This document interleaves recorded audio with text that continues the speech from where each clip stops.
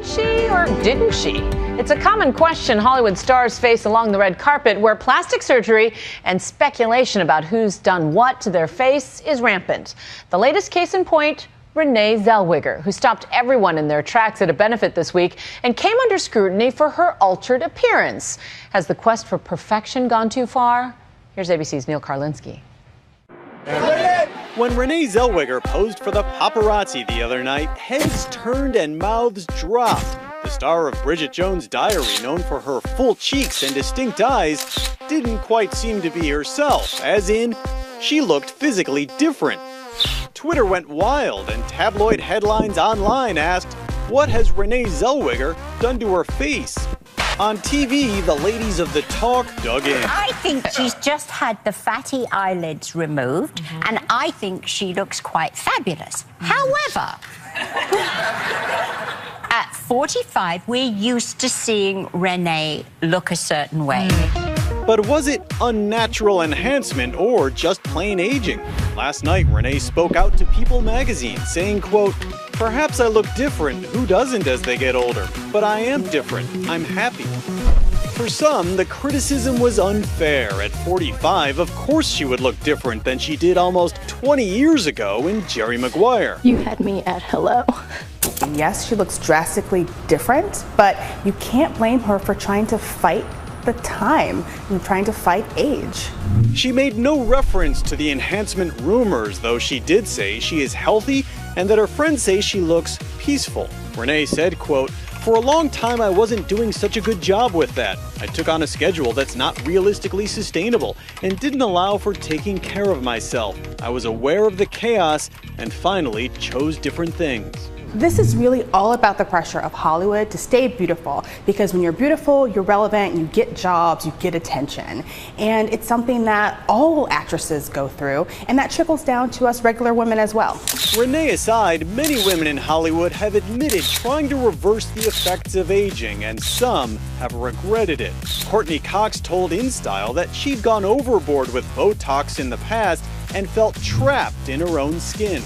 Cameron Diaz says she tried Botox too, but told ET earlier this year she didn't like it. You know, I've tried it before where it's like, you know, that little tiny touch of something. It changed my face into such a weird way that I was like, no, I don't want to, like, I'd rather see myself. I'd rather see my face aging than a face that doesn't belong to me at all.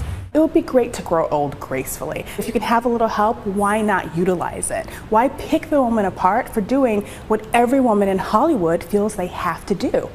Some women will do just about everything to stop the clock. Women like Janice Dickinson, who I interviewed 4 years ago. Surgery is good for you.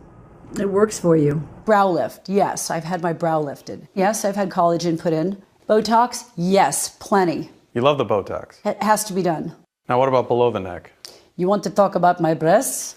Whatever you've got. After I had my son, the augmentation helped pump up the volume for me. But those same breast implants were what brought her to plastic surgeon Dr. Terry Dubrow this summer. He is the star of the E! reality show Botched, filled with plastic surgery allegedly gone wrong. I want to look like a virgin again. This is what happens when they get botched.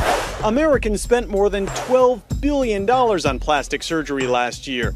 Dr. Dubrow says the show captures what they see in their practices all the time, the often hidden but quietly whispered about mistakes. What does it say about society that this show even exists right now, that people are having these kinds of problems? When there's plastic surgery, there's surgery, and when there's surgery, there are complications. Plus, sometimes great isn't good enough. They want perfect, and that pursuit of perfection can sometimes lead to major problems in plastic surgery.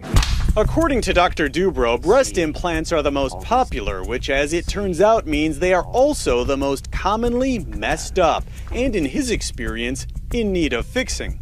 I've seen the entire gamut from too large breast implants that are placed that erode their way through the skin, that when the patient opens their bra, you're looking straight at an implant that has worn a hole through their breast skin. Do you worry a little bit that you're seeing so much of this that people have a problem? I do worry about it. There's patients who have injected themselves with industrial grade silicone that you see in warehouses.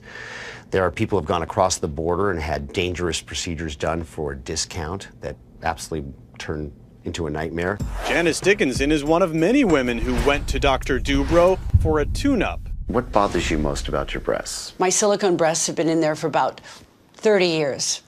Yes. For her, it wasn't a case of something botched so much as neglected. Dr. Dubrow says breast implants need to be replaced every 10 to 15 years. As she has aged, the focus has been on her face. And so any of the surgical procedures she's had on her have been primarily focused in the upper area. I think she was just tired of the paparazzi catching her in photos where she had really bad breasts with lots of rippling and very thin skin, and it impaired her ability to get certain kinds of jobs. She says her 30-year-old implants were having problems and she wanted Dr. Dubrow to fix them, though she didn't seem to want to follow his instructions after surgery. What is this? The drain from my boobs. You took your drain out? Kill me. This is so dangerous, Janice. Oh my God, well, I'm sorry, so sue me. She was the most challenging patient I've ever had. Let's put it this way. If I never operate on Janice Dickinson again, that would be too soon. I had about 8 or 9 Cosmo covers. Despite her multiple procedures, Dickinson insists she does not have a problem. Do you think you're addicted to plastic surgery? No. You've done a lot. I've done just about as much as every other actress and model out there. I'm just willing to talk about it. I'm Neil Karlinski for Nightline in Seattle.